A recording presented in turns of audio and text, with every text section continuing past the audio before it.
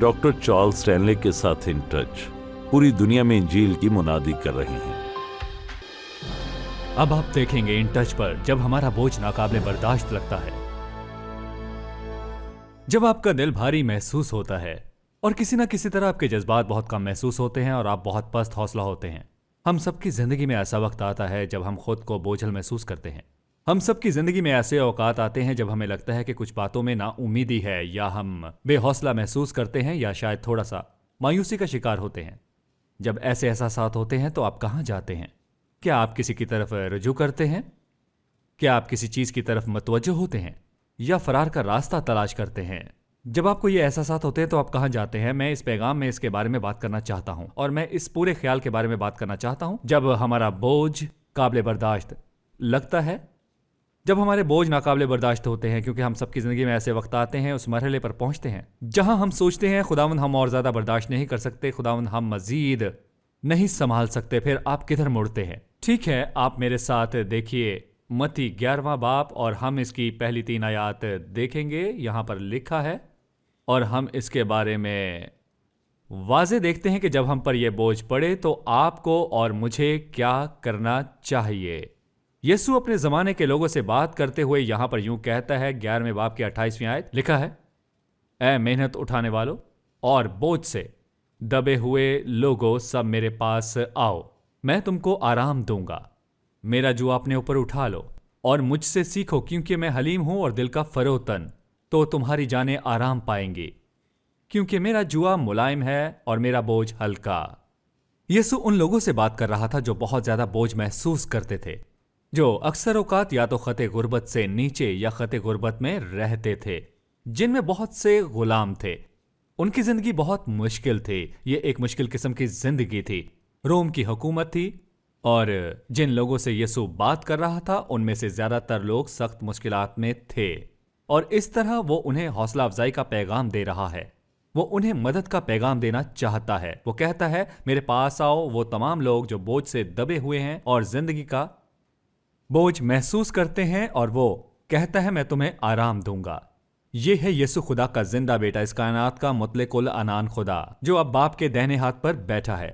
और वो कहता है, आसमान और जमीन का कुल इख्तियार मुझे दिया गया है, लिहाजा हम जानते हैं कि आप और मैं जो भी बोझ उठाते हैं वो उससे निमटने के काबिल है। क्योंकि बाइबल बार बार पूछती है, क्या खुदा के लिए कोई मुश्किल चीज है? क्या खुदा के लिए कोई चीज किसी तरह मुश्किल हो सकती है, जो हर एक वाहिद चीज पर इख्तियार रखता है, जो हर चीज का इल्म रखने वाला है, हमागीर है, हर चीज उसके हजूर में है, और वो जिंदगी के हर मामले को संभालने की ताकत रखता है, और वो हमसे कह रहा है मेरे पास आओ। अब जब वो कहता है मेरे पास आओ, तो मैं कैसे खुदा के पास बोझ ला सकता हूं? वो ना सिर्फ ये कहता है कि बोझ से दबे हुए लोगों सब मेरे पास आओ, तो सुने, ये उसका इलाही इख्तियार है। कोई भी जो किसी भी चीज के बारे में बोझ रखता है, हम उसके पास आ सकते हैं। खो गए थे और बच गए हैं। अब एक शख्स जो मसीह के बगैर है उसके पास आ सकता है। पहली चीज जिससे उसे निपटना है वो उनके गुनाह का मसला है। एक बार जब आप यीशु को कबूल कर लेते हैं तो वो उन तमाम बोझों से निपटने के लिए तैयार है जिनसे आप और मैं जिंदगी में निपटते हैं। वो कहता है मेरे पास आओ। जब वो कहता है मेरे पास आओ, तो तुम सब जो थके मांदे और बोझ से दबे हुए हो, तो उसके पास आने से इसका क्या मतलब है, क्या करना है? ठीक है, कुछ बहुत आसान है जो मैं करता हूं, लेकिन यह बहुत अमली और काबिल अमल है। सबसे पहले मैं इसे बताता हूं कि मेरा बोझ क्या है। खुदावंद ये है जिससे मुझे तकलीफ हो रही है। क्या उसे मालूमात की जरूरत है? नहीं, वो चाहता है कि आप और मैं खुद को उसके सामने फरोतन करें और उसे बताएं, खुदावंद यहां मुझे तकलीफ पहुंच रही है। इस वजह से है कि मैं बहुत हौसला शिकनी महसूस कर रहा हूं, इस वजह से कि मैं फंस गया हूं। खुदावंद मुझे तेरी जरूरत है। जब आप और मैं अपने बोझ का इजहार करते हुए, उसके साथ अपना बोझ बांटते हुए उसके पास आते हैं, तो हम उसके सामने अपने आप को फरोतन करते हैं। खुदा हमेशा फरोतन रूह की इज्जत करता है, और जो काम मैं करता हूं अपना बोझ उसे दे देता हूं। आप कहते हैं, अब 1 मिनट रुके, गौर से सुने। जब मैं उसके पास आता हूं और उसे उसके बारे में बताता हूं, मैं उससे कहता हूं, ऐ बाप, मैं ये तुझे सौंप रहा हूं। तूने कहा है कि तू मेरा बोझ उठाएगा। तूने कहा तू मेरा बोझ उठाएगा। मैं इसे यहां रख रहा हूं, इसे रखकर मैं तस्लीम कर रहा हूं। खुदाउन, मैं इसे नहीं संभाल सकता। मैं जानता हूं कि तू इसे संभाल सकता है, तो सबसे पहले मैं इसे इसके बारे में बता रहा हूं, और दूसरी बात, मैं इसे इसके सपुर्द कर रहा हूं। मैं उस पर भरोसा कर रहा हूं जिसने मुझे अपने पास बुलाया और मुझसे एक वादा किया कि वो ना सिर्फ ये कर सकता है, बल्कि वो मेरे बोझ को संभालने के लिए पुरअज़्म है। तो मैं उसके पास आता हूं, मैं उसे उसके बारे में बताता हूं, मैं उसे उसके सामने रखता हूं। मुझे उससे निमटने के लिए उस पर भरोसा है। मुझे ना सिर्फ उसे अपने बोझ के बारे में बताना चाहिए, ना सिर्फ मुझे उस पर भरोसा करना चाहिए, बल्कि मेरी तवज्जो अपने बोझ से बोझ उठाने वाले की तरफ मुंतकिल होनी चाहिए। अगर मैं सिर्फ अपनी तवज्जो बोझ पर रखूंगा तो यहां एक मसला है, और अगर ऐसा होता है, अगर मैं उसे ये बता रहा हूं और मेरी तवज्जो इसी पर हो तो मैंने इसे उसको नहीं दिया। अब ये देखें, आप कहां हैं, ये मालूम करने का यह तरीका है कि आप अपनी दुआ का तज्जिया करें। यानी जब आप इस बोझ के बारे में दुआ करने और उसे इसको देने से गुजर जाते हैं तो आप अपने आप से सवाल पूछें, मैंने अपना कितना वक्त इसे बताने और इसे बयान करने में सर्फ किया, उसे अपनी चोट के बारे में बताने और अपने आप पर रहम खाने में मैंने कितना वक्त गुजारा, मैंने इस पर कितनी तवज्जो मरकूज की। खुदा, मैं जानता हूं कि तू इस कायनात का खालिक है, मैं जानता हूं कि तूने मुझसे गैर मशरूत मोहब्बत की, तू इससे निमटने की ताकत रखता है। मैं तेरा शुक्र अदा करता हूं और मैं तेरी तमजीद करता हूं। खुदावंद, तू मेरा बोझ उठाने वाला है। जब तक मैं बोझ पर तवज्जो मरकूज रखता हूं तो मैं इसे उठाकर इसके साथ चला जाऊंगा और मैं इसे उठाता रहूंगा। और यही वजह है कि कुछ लोग साल बसाल वही बोझ उठाते रहते हैं, उन्होंने कभी भी इसे नीचे रखना नहीं सीखा। सुनिए, आप इसे अपनी तरफ से फैसले के तौर पर रख देते हैं, आप इसे अपनी तरफ से ईमान के अमल के तौर पर रख देते हैं, आप इसे छोड़ देते हैं तो अपनी तवज्जो बोझ से बोझ उठाने वाले की तरफ मुंतकिल करते हैं। तो सबसे पहले हमारे पास ये शानदार दावत है, और दूसरी बात, मैं चाहता हूं कि आप ये करें। वो कहता है, मेरा जुआ अपने ऊपर उठा लो और मुझसे सीखो, क्योंकि मैं हलीम हूं और दिल का फरोतन, तो तुम्हारी जानें आराम पाएंगी। वो कहता है, मेरा जुआ अपने ऊपर उठा लो, तो वो सबसे पहले दावत देता है। वो कहता है, आओ, मैं इसका ख्याल रखना चाहता हूं। दूसरी बात, वो कहता है, अब आपको क्या करना चाहिए, मैं चाहता हूं कि तुम मेरा जुआ अपने ऊपर उठा लो। अब उसने क्यों कहा मेरा जुआ? क्योंकि वो इम्तियाज कर रहा था। इसे गौर से देखें, वो अपने जुए को फरीसियों के जुए से अलग कर रहा था, वो फरीसियों के जुए की तरफ इशारा कर रहा था। और सुनिए, आप जानते हैं कि जुआ क्या होता है, जो लकड़ी के एक फ्रेम की तरह है जिसे कोई शख्स अपने कंधों पर रख सकता है और अपनी गर्दन पर रख सकता है। और वो क्या करता है कि ये इनके लिए मुमकिन बनाता है कि वो वजन को मुतवाजन करे ताकि उनके दोनों अतराफ में बराबर मिकदार हो। और फिर यकीनन वो दोहरा जुआ है जिसमें बैलों को इस तरह डाला जाता है कि सिमत के एहसास में यकजा हो जाए। तो यीशु ने कहा, मैं चाहता हूं कि तुम जुए का तबादला करो। और जिस चीज का वो जिक्र कर रहा था वो ये था कि फरीसियों के पास ऐसे ज़ाब्तों और रसूलों के तहत लोग थे और उनका ख्याल था कि वो पूरे कानून की मुकम्मल सख्ती से अताअत की तबलीग कर रहे थे। अगर कोई बच जाएगा, अगर खानदान को कबूल करने वाला था, ठीक है, वो खुद भी इस तक नहीं रह सकते थे। और इस तरह लोग हौसला शिकनी तौर पर जिंदा रहने की कोशिश कर रहे थे। चल नहीं सकते थे लेकिन सब्बत के दिन, और ये नहीं कर सकते थे और ऐसा नहीं कर सकते थे, और इस तरह ये तमाम असूल ज़वाबित। वो कहता है, सुनो, उसने कहा, मेरा जुआ अपने ऊपर ले लो, मुझसे सीखो, मेरा जुआ मुलायम है। उसने कहा, तुम मेरे पास आओ और अपने आप को मेरे हवाले कर दो। अब देखें, उसने कहा, ए मेहनत उठाने वालों और बोझ से दबे हुए लोगों, सब मेरे पास आओ, मैं तुमको आराम दूंगा। उसने कहा, मुझसे सीखो। वो कहता है, मेरा जुआ मुलायम है। गौर से सुनिए, एक शख्स को कैसे बचाया गया। एक शख्स सख्त ज़ाब्तों असूलों के मुताबिक जिंदगी गुजारने से निजात नहीं पाता। एक शख्स खुदावंद यीशु मसीह पर ईमान लाने, अपने गुनाह की माफ़ी और खुदा का फजल हासिल करके निजात पाता है। ये वो चीज़ है जो आपको और मुझे ईमान से हासिल होती है, और ये ऐसी चीज़ नहीं जो हम करते हैं और इस पर कायम रहते हैं। फिर हम एक खुदा परस्त जिंदगी गुजारते हैं, हम खुदा की फरमाबरदारी में चलना चाहते हैं, इसलिए नहीं कि हम जहन्नुम में जाने से डरते हैं। हम शुक्रगुजारी और एहसासमंदी के साथ खुदा की फरमाबरदारी में चलते हैं और उसकी तारीफ करते हैं जो उसने हमारे लिए किया। इसलिए वो सिर्फ ये कह रहा है, देखो, उनका जुआ बोझल है, मेरा जुआ मुलायम है। उसने ये नहीं कहा कि आप जुए से छुटकारा पा रहे हैं, उसने ये नहीं कहा अपना जुआ फेंक दो। वो कहता है, मैं चाहता हूं कि तुम्हारा तबादला करूं, तुम्हें मेरा जुआ तकलीफ, अजियत और दुख नहीं पहुंचाएगा। मेरा जुआ मुलायम है। निजात आसान नहीं थी। निजात खुदा के फजल से खुदा के बेटे यीशु मसीह की मौत के जरिए मुमकिन हुई। और जब हम खुदावंद यीशु मसीह के पास आते हैं तो हम अपने गुनाहों का इकरार करते हुए उसके पास आते हैं, यीशु मसीह को अपना शख्सी निजात दहिंदा कबूल करते हैं। उसका जुआ खुद पर लेना है, खुद पर सहना है। अब इसका क्या जुआ है? उसका जुआ बस ये है कि हम अपने आप को अपने अपने मालिक और खुदावंद के तौर पर उसके सपुर्द कर दें और उसकी फरमाबरदारी में चलें। सुने, वो फरमाबरदारी जो रूहुल कुद्स की मौजूदगी से मुमकिन है। हम खुदा की फर्माबरदारी में इसलिए नहीं चलते कि हम बच जाएंगे। हम खुदा की फर्माबरदारी में इसलिए चलते हैं क्योंकि उसने हमें बचाया। हम फतह में चलते हैं, हम खुशी में चलते हैं, हम शुक्रगुजारी में चलते हैं, हम सुकून में चलते हैं, हम इस इत्मीनान में चलते हैं जो उसने हमें उसके वसीले दिया, जो उसने हमारे लिए किया, ना कि उसके वसीले जो हम करते हैं। अब गौर से सुनिए, वो कहता है अब मेरा जुआ अपने ऊपर उठा लो। वो कहता है मुझसे सीखो। अब उसने क्यों कहा मुझसे सीखो? वो सिर्फ ये कह रहा है कि मेरे शागिर्द बनो। देखिए, उसने ऐसा क्यों कहा? वो सिर्फ कह रहा है कि मेरे शागिर्द बनो, मेरे तरीके से सीखो, जानो कि मैं कैसे काम करता हूं। और यहां तुम सीखते हो कि मैं तुमसे गैर मशरूत मोहब्बत करता हूं। तुम ये सीखोगे कि तुम्हें जिस चीज का भी सामना हो, मैं वहां मौजूद हूं। तुम सीखोगे कि तुम जो भी बोझ उठाओगे, मैं उसे तुम्हारे कंधों से उठाने के लिए हाजिर हूं। तुम सीखोगे कि मैं हमेशा वहां हूं, भरोसे के साथ। तो वो कहता है मेरा जुआ अपने ऊपर उठा लो, मेरी मर्जी और मेरी राह के ताबे हो जाओ, मुझसे सीखो, मेरे शागिर्द में से एक बनो। और वो कहता है मेरा जुआ मुलायम है, मेरा बोझ हल्का है। वो हमें सिखाता है कि किस तरह उन बोझों को बर्दाश्त किए बगैर उनमें रहना है। हम वजन में कमी महसूस नहीं करते, हम हौसला शिकनी महसूस नहीं करते, हम मायूसी का शिकार नहीं होते, हमें ऐसा नहीं लगता कि हम हार मानने वाले हैं।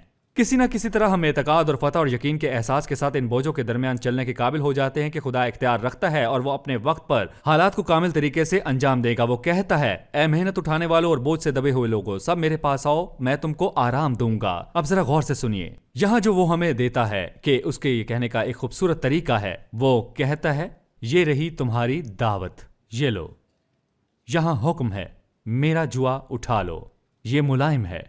मैं बोझ को पूरी तरह से हटा सकता हूं। अगर मैं बोझ ना हटाऊं तो मैं इसके नीचे तुम्हारे साथ रहूंगा और तुम इसे कभी महसूस नहीं करोगे। तीसरी बात वो कहता है यहां यकीन दहानी है, और वो कहता है ये मेरा वादा है। इसे दोबारा देखें, मैं तुम्हें आराम दूंगा, मेरा जुआ अपने ऊपर उठा लो और मुझसे सीखो क्योंकि मैं हलीम हूं। दिल का फरोतन तुम्हारी जाने आराम पाएंगी क्योंकि मेरा जुआ मुलायम है और मेरा बोझ हल्का। वो कहता है तुम्हें आराम मिलेगा। अब इसका क्या मतलब है? और उस पर भरोसा करता हूं और मैं उस पर अपनी तवज्जो मरकूज करता हूं, तो मैं बगैर किसी हंगामे के अपनी रूह में सुकून हासिल करता हूं। मैं बगैर किसी खौफ के अपनी रूह में आराम पाने के काबिल होता हूं।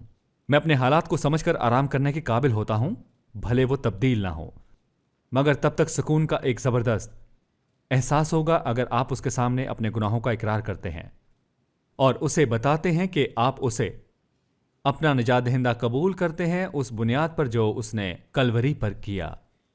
तो उसी लम्हे आपके गुनाह माफ हो जाएंगे। आपको माफ नहीं किया जाएगा, बल्कि आपको माफ किया गया है।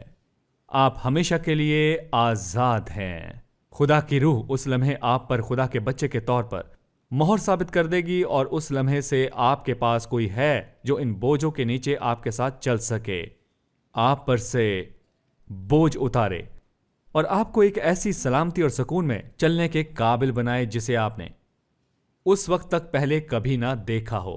जब तक कि आप मसीह को अपना निजात दहिंदा और खुदावन जान ना लें, हो सकता है कि आप ईमानदार हों और आप संगीन हालात में हो और आप बाहर निकलना चाहते हों और आप खुदा से फरियाद कर रहे हों और आपने अभी खुदा पर शक करना शुरू कर दिया हो और तकरीबन खुदा से नफरत करने लगे हों कि आप कहाँ हैं। आप सिर्फ ये कोशिश क्यों नहीं करते, बस कहें खुदावन मैंने आज कुछ मुख्तलिफ सुना है, मैंने बहुत अच्छा नहीं किया। ये ठीक है, वो समझता है और सिर्फ उससे कहें कि आज आप अपना बोझ रख रहे हैं। वो जानता है कि आपको कल इसे उठाना पड़ेगा। ये वाहिद हकीकी आज़ादी है और ये मसीह के वसीले है। इनको तब्दील करने के लिए मौजू ना समझें। क्या ये सच नहीं है कि जब हमारा ध्यान बोझ उठाने वाले के बजाय बोझ पर होता है तो मैं और आप बेचैन हो जाते हैं। जब आप और मैं इन तमाम वजूहात के बारे में सोचना शुरू कर देते हैं कि क्यों इसका ख्याल नहीं रखा जा रहा या क्यों तब्दील नहीं हो रहा, क्या यही वजह नहीं है कि हम मायूस और परेशान हो जाते हैं और कभी कभी नाराज भी हो जाते हैं। वो कहता है मेरा जुआ उठा लो, देखो मैं कैसा हूं, और वो कहता है मैं तुम्हारी जानों को आराम दूंगा। उसका वादा क्या है? उसका वादा यह है कि अगरचे हमें जिंदगी में बहुत भारी बोझ का सामना करना पड़ सकता है, मगर हमें हार मानने की जरूरत नहीं है। हमें कुछ अहमकाना फरार करने की कोशिश की जरूरत नहीं है। हमें मायूस होने की जरूरत नहीं है।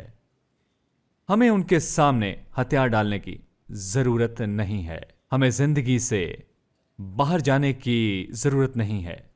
हमारे पास एक प्यार करने वाला आसमानी बाप है जो पूरी तरह से इतना समझता है कि वो कहता है कि मैं तुम्हारी रहनुमाई करूंगा, मैं तुम्हारी रहनुमाई करूंगा। ये उसका वादा है। खुदावंद उसको उसी राह की तालीम देगा जो उसे पसंद है। अपनी तमाम फिक्रें मुझ पर डाल दो, मैं तुम्हें संभालूंगा, मैं बोझ उठाने वाला हूं, मुझे अपना बोझ उठाने दो। सुने वो क्या कहता है गलतियों 6 में, ऐ भाइयों, अगर कोई आदमी किसी कसूर में पकड़ा भी जाए तो तुम जो रूहानी हो उसको हिलम मिजाजी से बहाल करो और अपना भी ख्याल रख, कहीं तू भी आजमाइश में ना पड़ जाए। फिर वो कहता है तुम एक दूसरे का भार उठाओ और यूं मसीह की शरीयत को पूरा करो। एक दूसरे का बोझ उठाओ। अच्छा, कोई और मेरा बोझ कैसे उठाएगा?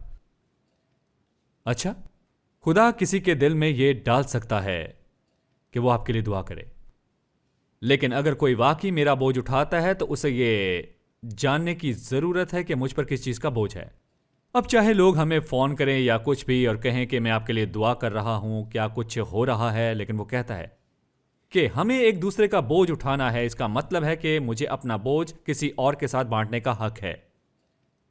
अगर खुदा के बेटे ने अपने दिल को बांटने की जरूरत महसूस की जब वो बोझल था, तो आपको और मुझे यह हक हासिल है कि हम अपने दिल को किसी और के साथ बांटें। अब आप उन लोगों में से हो सकते हैं जो ऐसा करने में फख्र महसूस करते हैं। फिर अजीजों, 2 बातें याद रखें। आप एक नेमत से महरूम होने वाले हैं और आप किसी और को नेमत से महरूम करने का सबब बनने वाले हैं। क्योंकि अगर आप किसी शख्स के पास जाते हैं और उसे अपने दिल की बात बताते हैं, आपको कैसी तकलीफ हो रही है, आप अपनी जिंदगी में जो गहरा बोझ महसूस कर रहे हैं, जिससे आप गुजर रहे हैं, इसे याद रखें। आपने सिर्फ इतना किया है कि आपने वही किया है जो यीशु ने किया था। उसकी जिंदगी के एक लम्हे में जो उसने कहा, मुझे अपने दोस्तों के करीब होने की जरूरत है, मुझे आपको बताने की जरूरत है। यह उन तमाम चीजों के करीब आ रहा है जो मैं संभाल सकता हूं। आप कह सकते हैं लेकिन मैं बहुत डरता हूं। देखें, आपको डरने की जरूरत नहीं। लेकिन वो क्या सोचेंगे, इससे कोई फर्क नहीं पड़ता कि वो क्या सोचते हैं। फर्क इससे पड़ता है जो खुदा सोचता है। उसने कहा, मैं तुम पर मेहरबानी करने वाला हूं, मैं तुमसे गैर मशरूत मोहब्बत करूंगा, मैं तुम्हें वैसे ही ले जाऊंगा जैसे तुम हो, मैं तुम्हें समझूंगा, तुम मुझे कोई ऐसी चीज नहीं बता सकते जिससे मुझे मायूसी हो। मुझे लगता है कि मेरे कुछ ऐसे दोस्त हैं, यकीनन आपके भी होंगे, क्योंकि खुदा इंसानों को इस्तेमाल करने का इंतखाब करता है। अक्सर औकात हमारे लिए वो काम करता है जो वो जानता है कि हमें ज़रूरत है। मैं नहीं जानता आप किस चीज़ का सामना कर रहे हैं, मैं नहीं जानता कि आप ज़िंदगी में कहाँ हैं, लेकिन मैं जानता हूं कि वहां यीशु मौजूद होता है। मैं जानता हूं कि एक खुदा है, उसका नाम यहोवा है। यीशु उसका बेटा है, रूहुल कुद्स वो है जो हमारी रूह में, हमारी जिंदगी में काम करता है। इससे कोई फर्क नहीं पड़ता कि आप किस चीज का सामना कर रहे हैं, इससे कोई फर्क नहीं पड़ता कि आपने कितनी देर तक इसका सामना किया है, इससे कोई फर्क नहीं पड़ता कि आप उसे कितना भारी, कितना भयानक महसूस करते हैं। और वो आपको काबिल बनाने, वो आपको कायम रखने के लिए काफी है। वो इस बोझ को पूरी तरह से हटा सकता है जिसमें आप खुद को पाते हैं, और इससे कहीं ज्यादा वो करेगा। लेकिन कभी कभार ऐसे बोझ होते हैं जिन्हें वक्त के एक मौसम के लिए वो आने देता है, लेकिन वो उन्हें एक मकसद के लिए आने देता है। जब उसका मकसद खत्म हो जाता है तो बोझ खत्म हो जाता है। लेकिन इनमें से ज्यादातर बोझ वो अब लेने के लिए तैयार है। उस पर भरोसा रखें, उस पर तवज्जो मरकूज रखें, और जानते हैं वो खुश होता है, वो बहुत खुश होता है। वो कहता है कि वो रोजाना हमारा बोझ उठाता है। जी हां, अगर आप ऐसा करने दें तो वो आपको ले लेगा। अगर आप कभी भी यीशु को अपना निजात दहिंदा कबूल करते हैं तो मैं जानता हूं आप क्या उठाए हुए हैं, नदामत उठाए हुए हैं, आप गुनाह का बोझ उठा रहे हैं, और वही शख्स जो उसे उठा सकता है वो खुदावंद यीशु मसीह है। और मैं आपकी हौसला अफजाई करना चाहता हूं कि आप अपने गुनाहों की माफी मांगें और उसे बताएं कि आप अपनी जिंदगी उसके हवाले कर रहे हैं, कि आप बेहतरीन जिंदगी चाहते हैं और वही है जो उसे दे सकता है। और अगर आप गुनाहों का इकरार करते हैं और उसे अपना शख्सी निजात दहिंदा कबूल करते हैं, उसकी बुनियाद पर जो उसने कलवरी पर किया था, उसी लम्हे आपके गुनाह माफ हो जाएंगे। आपको माफ किया नहीं जाता, आपको माफ किया गया है। खुदा का रूह उस लम्हे आप पर खुदा के फर्जंद के तौर पर मोहर साबित कर देगा और उस लम्हे से आपके पास कोई है जो इन बोझों के नीचे आपके साथ चल सके और आपसे बोझ उतारे और आपको एक ऐसे अमन और सुकून में चलने के काबिल बनाए जिसे आप तब तक नहीं जान पाएंगे जब तक आप मसीह को निजात दहिंदा नहीं मानते। हो सकता है कि आप ईमानदार हैं और आप एक संगीन हालात में हैं और आप बाहर निकलना चाहते हैं और आप खुदा से फरियाद कर रहे हैं और खुदा पर शक करते हैं, तो आप कहां हैं? आप ये कोशिश क्यों नहीं करते बस ये कहें, खुदावंद मैंने आज कुछ मुख्तलिफ सुना है, मैंने बहुत अच्छा नहीं किया, ये ठीक है, वो समझता है, और सिर्फ उससे कहें कि आज आप उसे रख रहे हैं। वो जानता है कि शायद आपको कल इसे उठाना पड़े, आप उससे कहें कि आप उसे रख रहे हैं। और ये वाहिद हकीकी आजादी है और ये मसीह के वसीले है। अगर आपको आज के प्रोग्राम से बरकत मिली है तो विजिट करें intouch.org पर। पूरी दुनिया में मसीह के साथ बढ़ते रिश्ते में लोगों की रहनुमाई करना और मकामी कलीसिया को मजबूत करना in touch doctor Charles Stanley और इन टच मिनिस्ट्रीज की पेशकश है। और ये प्रोग्राम खुदा के फजल, आपकी दुआओं और अतियात से मुमकिन हुआ।